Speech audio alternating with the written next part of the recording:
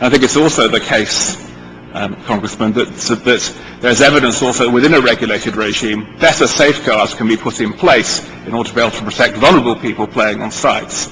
And so you do tend to have this kind of self-reinforcing process whereby consumers come to sites that are regulated, and that tends to capture, as it were, the overwhelming preponderance of the market. Thank you.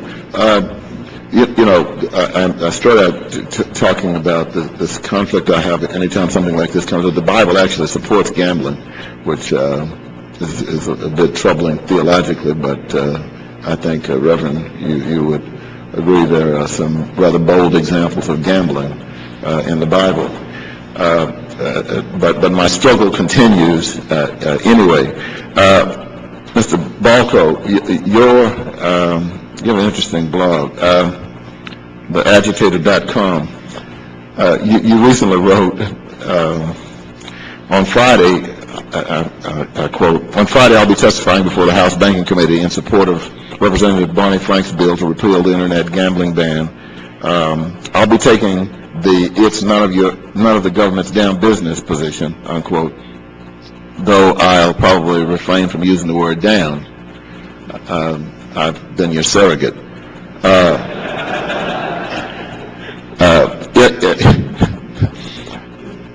If I read this blog correctly, you understand H.R. 2046 to be a bill that will legalize many forms of currently illegal gambling and expand the U.S. market for internet gambling. Yes, okay. Yes. And so the chairman has invited you here to testify, so I think that your understanding is instructive. By contrast, some persons advocating this bill have claimed that it is designed to be a more effective system for enforcing the U.S.'s gambling laws. If this argument were true, and the net effect of us passing this bill would be less internet gambling, would you still support this bill?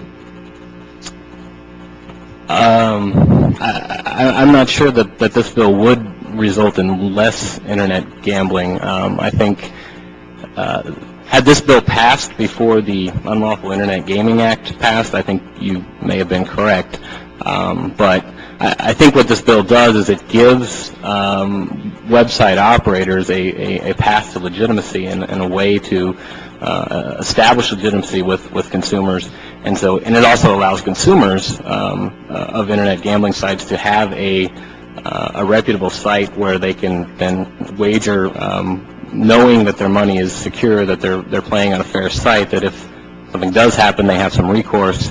Also the law that was passed last year didn't really stop internet gambling. It put a significant dent in it, but it still goes on, and it's still fairly easy to place a wager online. The difference now is that the companies that are facilitating the wagers are less reputable, and there are less avenues for recourse if a consumer is defrauded. So I think what it's actually done is with a lot of prohibitions, it's forced a lot of this stuff underground, and it's removed some of the market regulation in addition to a lot of the government regulations that were in place. Thank you, Mr. Chairman. I'm just going to give myself a second word. First of all, I applaud the ranking members in here because I want to take very strong exception to what I think is an unusual breach of appropriateness in its part by noting that this bill had been opposed to when it was passed by Jack Abramoff. That kind of McCarthyite guilt by association has no place in this discussion. I did note that my colleague seemed a little abashed as he was reading it, but bad people support good things and good people support bad things, and this is a position I've long held wholly unrelated to Mr. Abramoff, and I would not think it would behoove members of the Republican Party to start tallying up who more often found themselves on the side of Mr. Abramoff. It's an irrelevancy. Mr. Balco.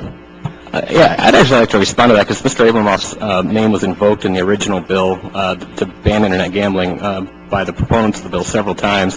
And in fact, if you look at the bill that Mr. Abramoff was pushing, it was actually a prohibition on internet gambling with carve-outs for the clients that Mr. Abramoff was representing, including state lotteries. That's exactly the bill that we have now. So Mr. Abramoff actually was pushing for the bill that we have. Great, thank you for that correction, and obviously it doesn't affect the merits one way or the other. I do want to go back. First of all, I want to say on geography, to me that's an irrelevancy. Ms. Calpe has inspired me to Latinize a little bit more, and I think one important set of Latin phrases here is the distinction between mala prohibitum and mala per se. Something evil only because it is banned, and something which is evil in and of itself. Gambling, to me, is clearly mala prohibitum. And underage gambling by 12-year-olds and 13-year-olds, I would say was per se. That's a bad thing. Gambling by someone who happens to live in one state rather than another is simply because of prohibition. So I would distinguish. I am much more concerned about our ability to do age distinctions. Geographic distinctions, I cannot understand why any rational human being would care whether you put the bet down in one state or another. And you say, what about federalism? Well, we're talking about national laws. And again, we have been told over and over again by many people that the Internet, after all, doesn't know from interstate versus intrastate commerce. The interstate is transcendent of state boundaries. So I would put aside the geographic location. I think that's an irrelevancy. The age one is relevant, but again, I would say, and I just want to reiterate, as we talk, I think even if we had a 100% foolproof age cut, that opposition to this, the sides wouldn't change. That is, I believe the motivation for trying to further restrict the ability of people to gamble on the Internet is based on a moral disapproval of gambling, a fear about addiction, but all the examples we've heard about addiction have been from older people who are of age. The last thing I just would want to agree with Mr. Pt.12 about, and this wasn't look, my basic motivation here is, I spend a lot of time here as a member of Congress trying to protect people from other people who would treat them unfairly. Certainly people who would physically abuse them or steal their property, people who would unduly pollute the atmosphere in which we all have to live, people who would be economically exploitative in ways in which you have to come together. I have no energy left to protect people from themselves. Adults have got to do that without me. And I think once the government does that, once we accept the principle that we have the right to protect people from things to which they might become addicted, our lives would become very much poorer in terms of the richness of things we could do. I think it is a terrible mistake to say that government has an obligation to protect adults from making poor choices in manners that affect them. And addiction, there are addictions to gambling, there are addictions to sex, there are addictions to video games. We've heard about kids who spend much too much time on video games, or young adults. There are addictions to alcohol, to tobacco. We should give people the information with which they can be told that this is bad for them. I'm prepared to provide funding through various medical programs to recognize an ability to fight addiction. But banning something because adults will misuse it in a minority when it is not otherwise harmful is a great error. The last thing I would say with regard to Mr. Pt.12, I would agree with him that intelligently regulating something that it does take away from the illegal side. And the best example is it has been the experience, I believe, in Massachusetts and much elsewhere. 30 years ago, before you had state lotteries, what was called the numbers racket was very prevalent. People would bet on what number was going to come out. Maybe it was the pari-mutuel handle, etc. I know that has substantially diminished. The existence of legal lotteries has essentially, in a way that no law enforcement and no rules could ever have done, substantially diminished the numbers racket in America, because people do prefer, most rational people, a legal status. And, you know, people can be upset about the state treasurers, they can be upset about the state lottery, but I know of no state treasurer who's ever broken a kneecap and or refused to pay when someone hit it.